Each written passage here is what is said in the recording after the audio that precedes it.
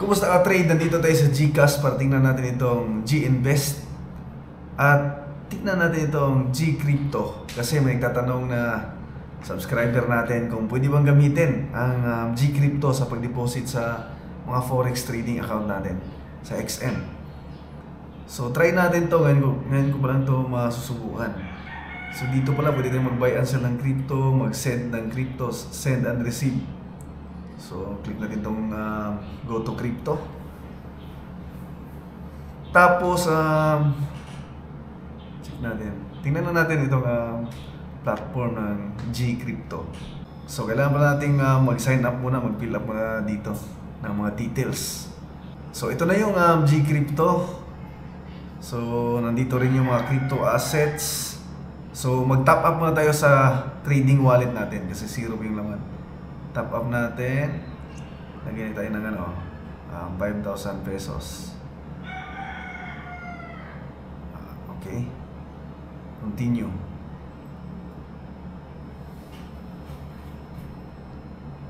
Okay, pay 5,000. So yun. Back to G-Crypto. So meron tayong 5,000 sa wallet natin.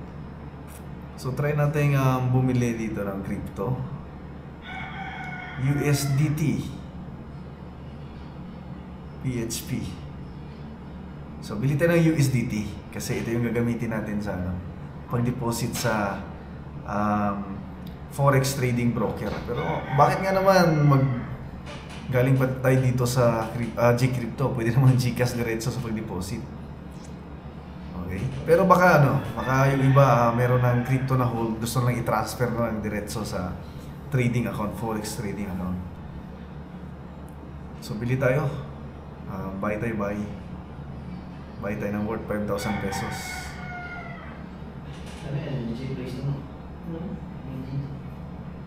Okay, bayaran natin.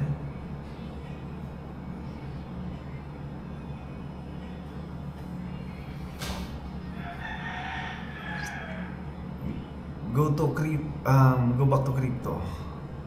So meron na tayong 86.15 USDT at yung value ay 4,800 magkano yung value? 76. So lugi agad tayo na 124. So parang yun yung trading fee or conversion fee sa pagbili natin. 5,000 yung pera natin So nabawasan na tuloy. Okay? So price change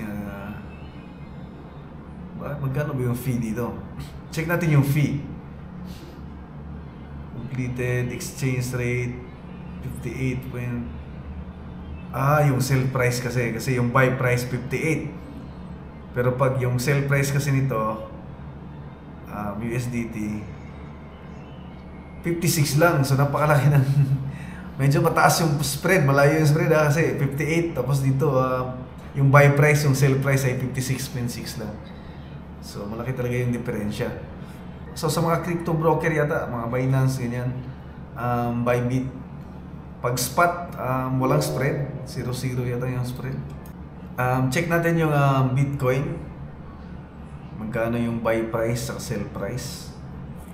So nasa 150,000 na, mga 140,000 yung diferensya ng buy price sa sell price. Ito 3,600, 3,465 yan. So yan, pwede kayong mamili dito na kahit anong mga crypto. Marami yung crypto dito na pwede nyo i-buy and sell, i-trade. Yan. So tingin ko pag nag-hold kayo ng crypto dito, parang wala na overnight fee or walang rollover fee kasi parang spot to. Okay, so pwede siya pang long-term investment dito sa G-Crypto. So yun lang ka-trade, maraming salamat sa panonood at huwag niyo kalimutan mag-subscribe sa YouTube channel ko.